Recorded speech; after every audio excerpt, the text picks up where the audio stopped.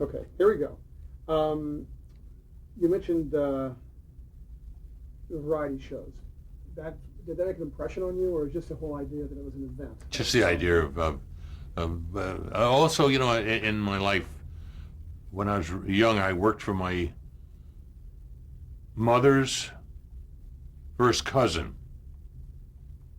who had a variety before television. I mean, there was television there, but he had a variety show that he put together for the USO. And when it was in New York, I worked for him on half a dozen occasions, and I would be there with Tommy Tucker and Amy Arnell, and I think I don't know, great people on stage. It was exciting. So it was all exciting. But I mean, what was my impression? No, I just loved watching TV. I mean, I became one of those addicts. Let's talk about the Blacklist. The Blacklist, yeah, Marty. Ritt. Yeah. How did that affect you? Did that affect you personally? Well, the only way the Blacklist affected me was, I mean, was Marty. I was so affected by it because he was such a special guy, such an outgoing, and he was friendly with Danny Mann and a whole bunch of other people, obviously. And I was a kid, but to see how overnight this Broadway director, this theater director, this television director, his life was pulled out from underneath him. It was very hard for me to fathom. I wasn't politically oriented at the time. I had taken a political science course or something, but it was nothing like that.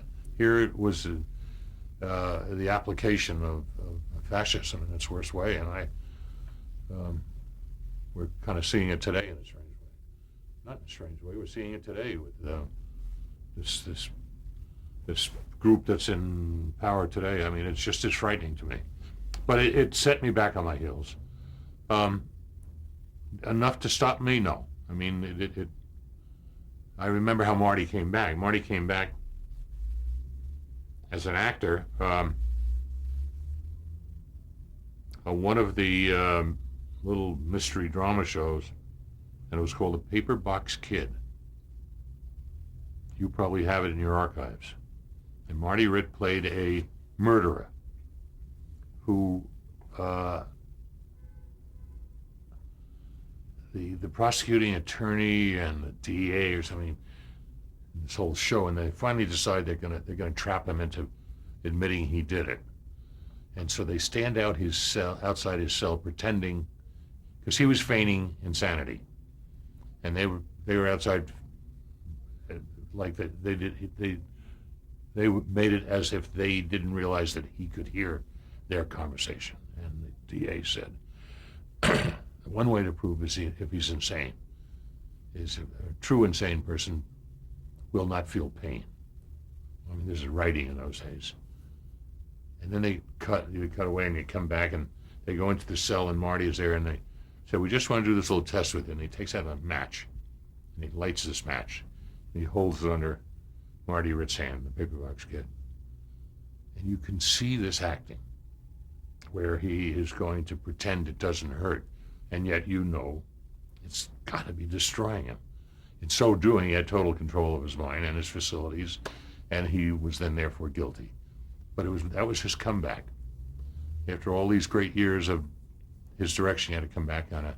And then he never stopped, because the world started to appreciate those that had been reamed on this blacklist. You mentioned when you'd come to L.A., you were working for Marty, Desi Lou or their other... Marty Ransoff, Filmways. You mentioned commercials you did with the cast of Lucy. Were those commercials that were part of that ran during the show, during I Love Lucy, or? They were the I Love Lucy was sponsored by Westinghouse, because we used to kid. There was a wonderful production designer at Desi Lou who became a director named Claudio Guzman. Hi, Claudio. He's still around. I love him dearly. And he had a kid brother named Pato Guzman, the duck. And Pato got his first job as the production designer on these commercials for Westinghouse. And he had this, they were from Chile. And and he had this real heavy accent. And we used to kid him, Pato, whatever you do, don't use that accent in front of Desi, because we finally got Desi to get rid of his accent, basically. And so Pato was there, and we rolled on a commercial and on a take, and Pato was right next to me, and Desi says, "This is the new Westinghouse refrigerator on this plataforma in the," and everybody looked to Pato, who panicked and ran off stage, and he literally left. He thought he was going to be fired. That was no, okay, you have to be there. But there were some wonderful moments. Those were commercials that were, see, I go around. Those are the commercials that were used in Westinghouse. These were filmed commercials? Yeah. So these commercials could probably exist, they might exist somewhere. Oh, I'm sure they do. I mean, archives. Am I sure they do? No, I'm not. But, so you moved on to Wanted Dead or Alive. Okay. Wanted Dead or Alive. And you knew Steve McQueen from the live television days? Well, yeah, but from acting, really, more than TV. There was a whole crowd in New York. I knew Charlie Bronson. I knew McQueen. I mean, there was a whole crowd. You knew, hey guys, hey, we'll have a beer together, hang out, either in the Village or way up on Broadway. And what was he like to work with? What was he like professionally? Did you read Neil McQueen's book on Steve? No. Well, there's a chapter in it about me, in that Ed Adamson, this gentleman who was on the set and who was producing that show, came, would you like to direct Steve? Yeah.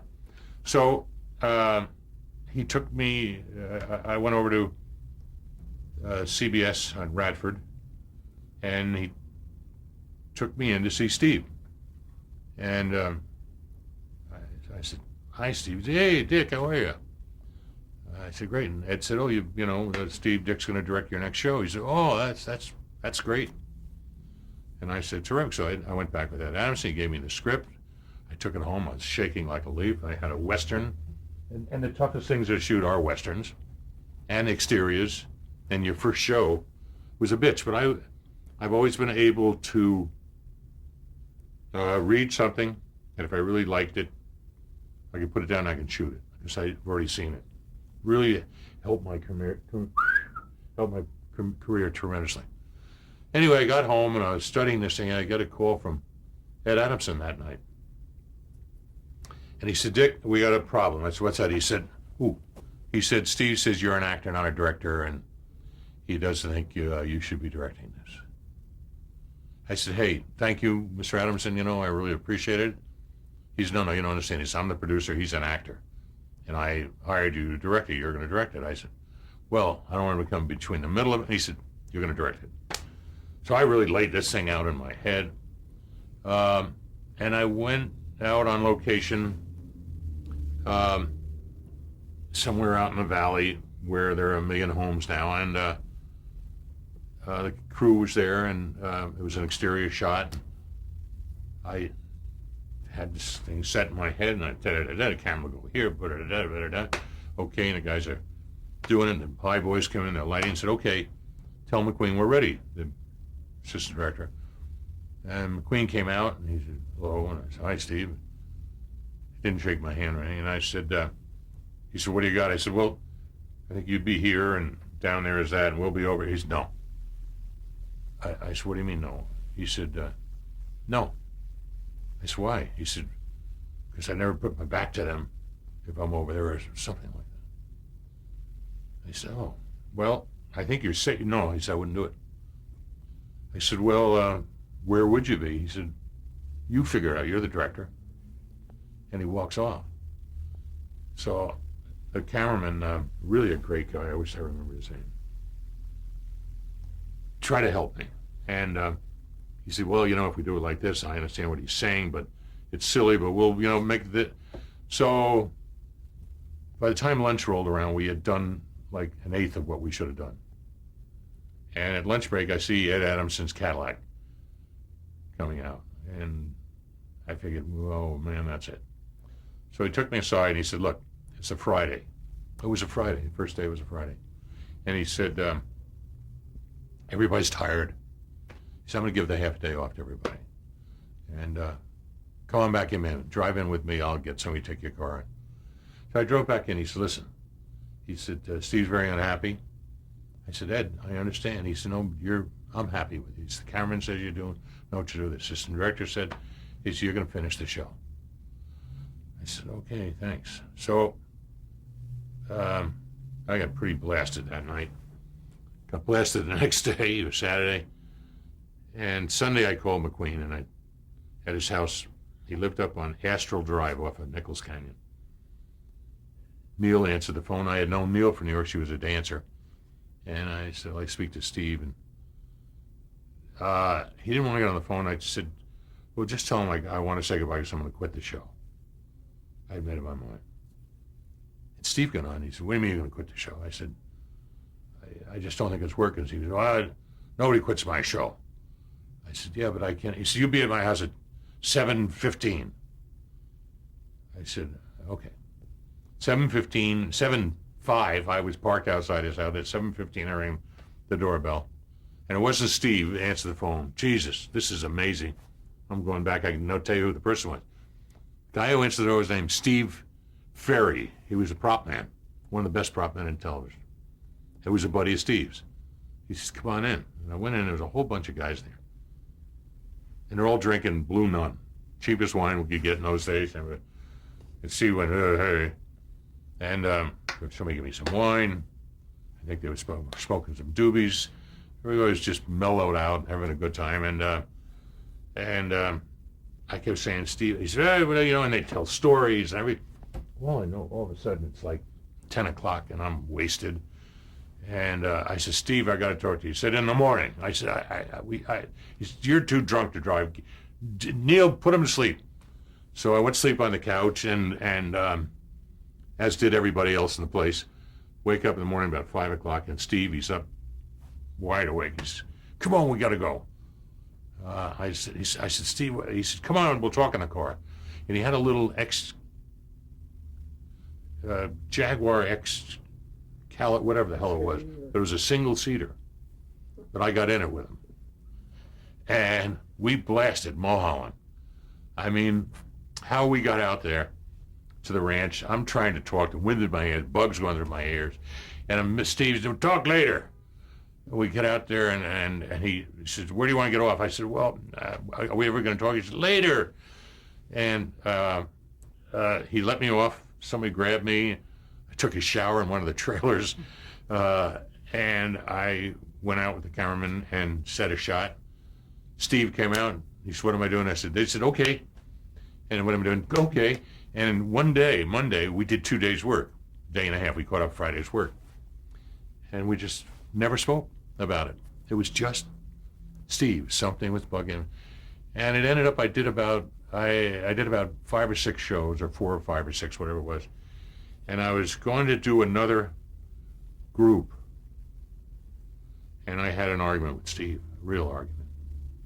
And he didn't like people to argue with him. And so I finished the show, and I got canned from the series. We became great friends again. It's one of those things, you're emotional, but we weren't mature enough to how to talk through emotions. And we stayed good friends on and off till his death. And but then I think my next show was Loretta Young, and then it just, wow, snowballed. And I had the good fortune, for some crazy reason, I could go from westerns to comedies to contemporary mysteries to love stories to ghost stories, and I was never put in a niche. And it was phenomenal for me. It went on and on and on. It sounds like maybe it was a test, that first day with Steve McQueen, that Friday. I don't think it was a test. I think he was angry that Ed Adamson didn't listen to him. And he was going to put me where I belonged. That was going to fix Ed Adamson. But Ed was the kind of guy that wasn't going to back down. The test came when I really got fired. When I was asked not to, do you mind, we're going to cancel you.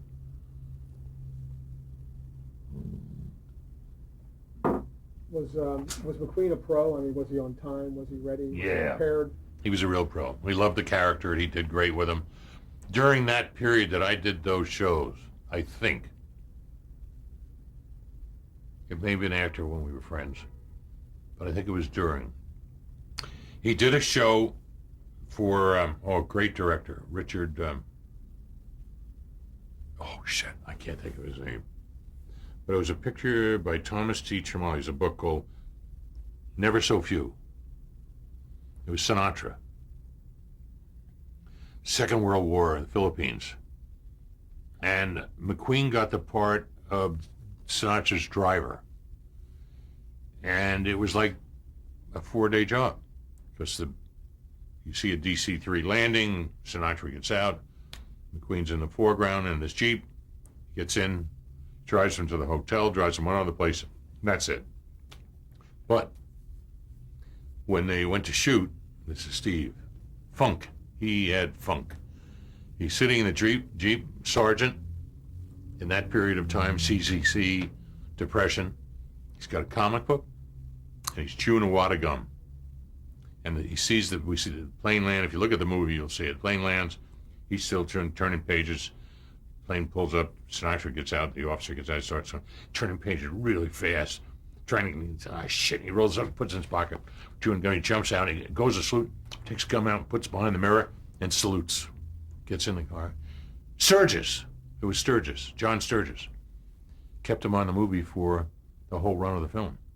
And Steve created his own death in it with the first blood bags, where he gets machine gunned. You'll see it.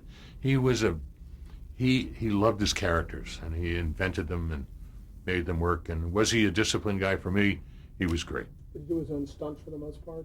No. I mean, you horseback riding, yes. I mean, but there was a wonderful, this is amazing. Vince, it's gone. But there was a great stuntman named Vince who doubled Steve, and I'll never forget that. There was the first thing I had to do with stunts was supposedly a guy getting shot off a horse. Okay, so what do you do? I mean, there's a guy with a shotgun. He's going to blow a couple of blanks, and this guy's going to fall off the horse. And I set it up, and I guess we went to lunch. We came back, and I'm standing next to the camera, and we roll. The guy comes around the corner on the horse.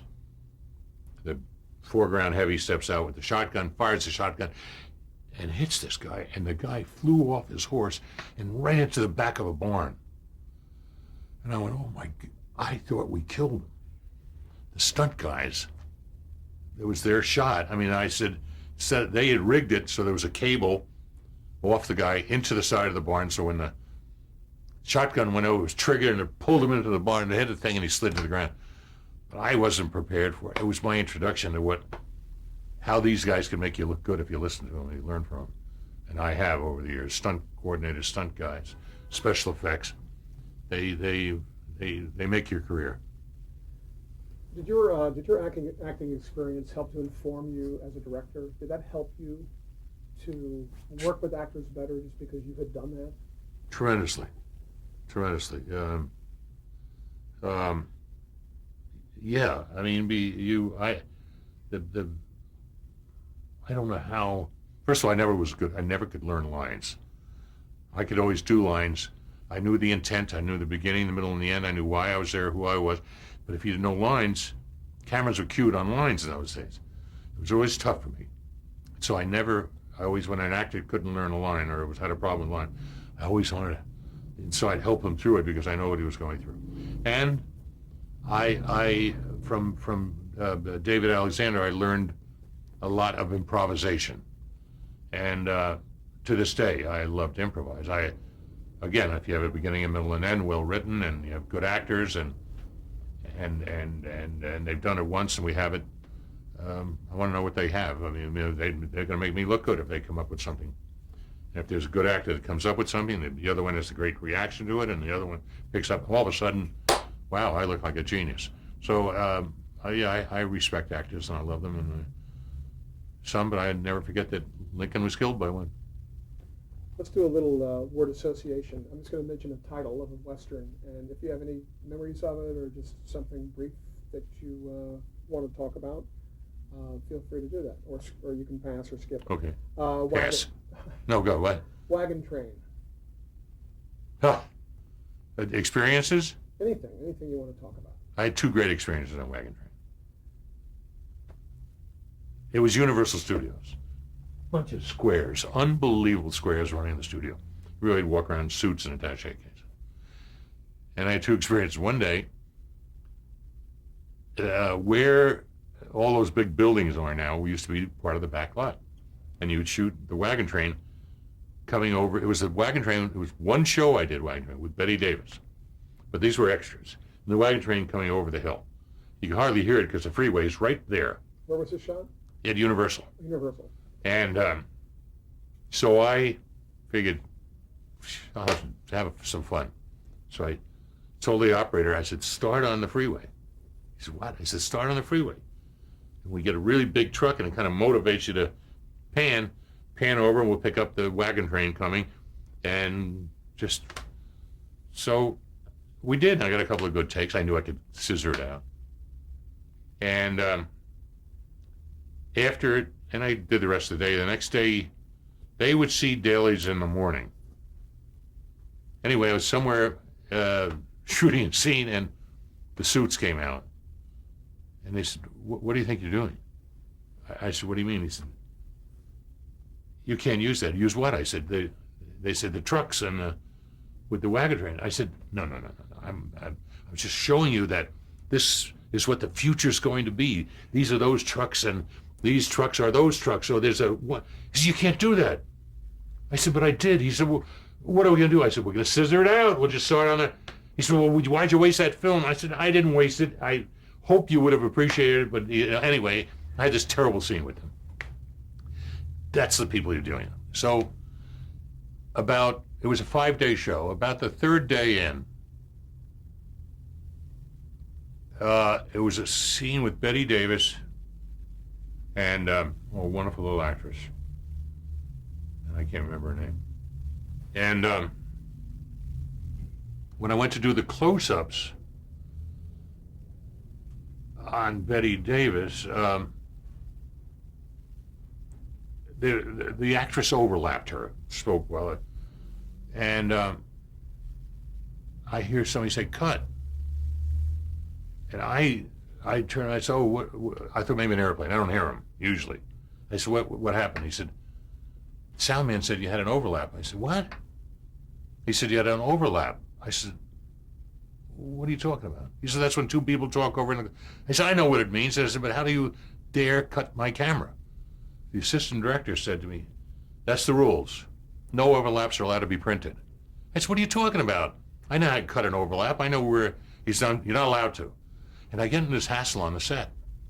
And I take the assistant director, who I remember his name, but it'll be nameless. And I went outside and I said, see this red thing here? You just stand here. And when that thing's turning, don't let anybody talk outside. And when it's not, you can talk to anybody you want. He said, what are you doing? He sat me on the stage. I said, no, you're not an assistant director. You're an assistant producer. I don't want you on the stage. So I went back in and I said, roll the cameras. And they wouldn't roll because they didn't have an assistant director. I said, roll the fucking cameras now. So they finally rolled the camera. And I'm shooting. At the end of the couple of takes, again, the door opens. And in comes the suits. And they pulled me aside and they said, I don't know what you think you're doing at the studio. We have rules and you'll stick to them. I said, listen, guys, I know how to cut an overlap. If I want to use an overlap, it just means I've got the actors going. They're hyped. It's great. They don't have to wait. I can get in and get out with the person. He said, you can't do that. You're not going to be allowed to. And if you don't like the way we work around here, you're out. And a little voice in the back said, if Mr. Donner goes, I go. And there's Betty Davis sitting behind us, and she was knitting. And they all turned to her and said, Miss Davis? She said, I hope you heard me. She said, if Mr. Donner goes, I go. And they looked at each other, and they left the set. And I was banned from that studio for 2 or 3 years. It was a good income I lost, but, man, I was kind of happy, and I loved her for it. That's a great story. Yeah, it was great. But you said Wagon Train, that's what I remember about Wagon Train. I don't know if you can top that, but just briefly, have gun with travel. Have gun with travel. I had the same things. I mean, When you mentioned the overlap, I mean, Robert Altman, of course, was famous for that technique. he was in those days. Oh, no, later. Oh. You know. And so was Spielberg. Loved the overlap in that. But and I've always loved. I mean, if actors are working, let them work. Richard Boone. Richard Boone. Have Gun Will Have Gun Will Travel. I had lots of stories in that. I mean, I lots of stories. I got canned from that show too. And also I got a lesson on that show. Oh, a great cameraman with glasses. I walked in, they gave me the setup. It was a bar set at Paramount Studios. And you're a hot young kid, you're fresh director, it's more camera at this point than it is anything. It's trickery. The Zoom had just come in, everybody was going Zoom crazy, and including me. So anyway, I go on the set with the cameraman and set the first shot, and I said, we'll start here on that thing, the bottle of the glass, and it reveals that, and we'll zoom to that, and then go up to them, that comes over here, and then we'll pan over and dolly back, and then as the hand comes, the gun fires in the foreground, the chandelier falls, you go with the chandelier, feet come in, you pan up, it's Mr. Boone. And the cameraman turned to everybody and said, "Number 23A, guys." That show had been going for 10 years already. And they really nailed me. But I had a good time with him. Again, last show I got canned on. He was an interesting guy, and he was a young actress. And I had set the action before I went to lunch with her and with the crew and with everybody. I came back and I guess Richard liked girls too. You can't blame him, young girls. And I went to rehearse just before I said, "Let's do one more," and the girl did something totally different. Had something to do with the dresser drawer. What, I don't remember. I said, whoa, hold it, guys. I said, "What are you doing?" She looked at me, the poor thing, and she said, "Mr. Boone told me to do it this way." And Boone was sitting there in his chair. And this is probably my 4th or 5th show, whatever. However I did, that was the last one. And I looked over and I just said, "Look, Mr. Boone's the actor and I'm the director, and go back the way I told you to do it." And she did. And Frank, he's president of the Academy. He was president of the Academy. Frank? Who? Pearson. Frank was the guy who wrote those shows and produced them, and I worked for him. And he called me and said, "Dick, I think maybe this is your last show." So, there was a lot of crossing swords with actors, and especially actors that had series in those days. They knew their characters, they knew this. It was tough to walk in and try anything new or anything different, because you were working with people that were so embedded in who they were and what they were that you couldn't add that much. I like the anthologies. All right, next. Okay, I'm going to say cut so we can change tape. Ladies' lingerie.